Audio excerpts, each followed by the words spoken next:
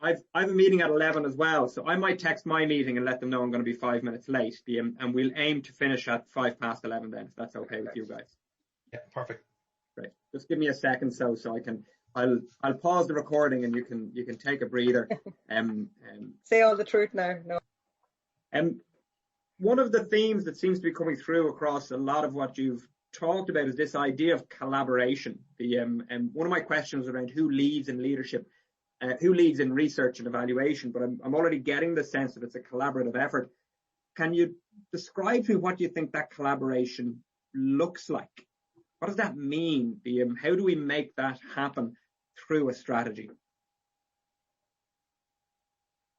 I think, Benny, like in one part, as I said, when I was talking about the kind of the hub, like it's being mindful that there's certain research will benefit all sports, but also I suppose there's going to be specific research that's needed for certain sports as well. And I don't necessarily mean it being an individual sport, but at least if there was that hub of being able to create, well, okay, there's 5 bodies are really interested in this. Like, I'll give an example. We have a full database we have our own injury fund.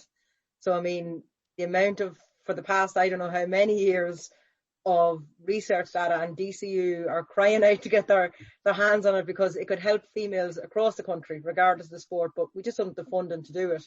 So that's what I'm saying. That might not be of interest to a number of other sports, but if there was a way of getting a hub together of the sports that would be interested in that, well, then maybe it's something that's able to be made happen. So that collaboration piece is that it meets your needs, it meets the researchers' needs, but that it's kind of meeting everyone's needs specific to the sport and to sport overall. And is a hub is that like a working group, Lynn, or is it a bit more than that? Yeah, I think it could be.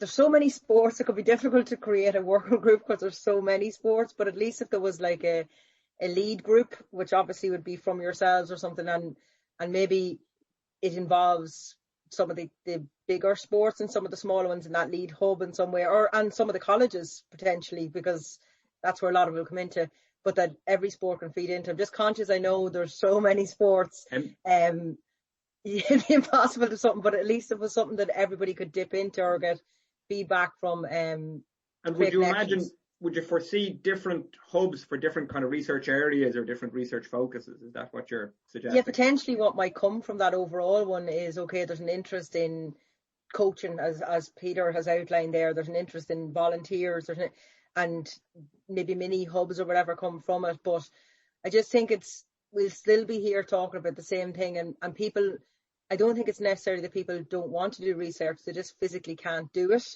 in a lot of cases. So if there was a way of creating those avenues and connections, then it would make life a lot easier. And even, I know, like as Peter said at the start, there's some massive projects of research happening there, but it's just because of those connections.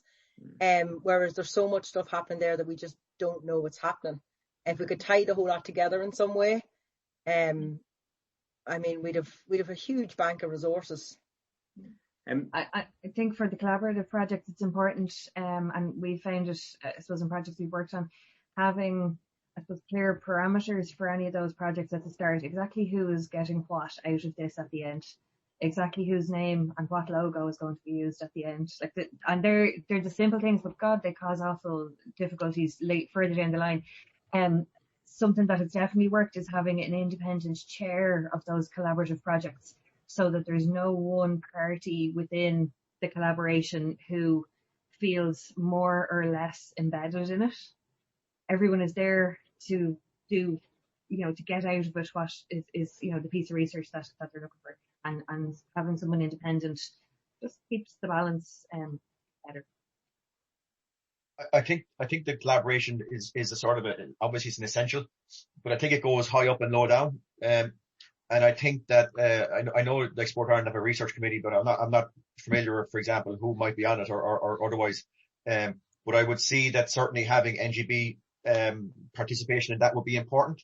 In my experience, lots of research committees have ended up as a sort of a grabbing committee, whereby people come along and say, oh, there's a chance to get some money out of this if I'm a member of this committee. So if I'm an academic or if I'm an NGB, and it's happened to us in the past where we've had research committees and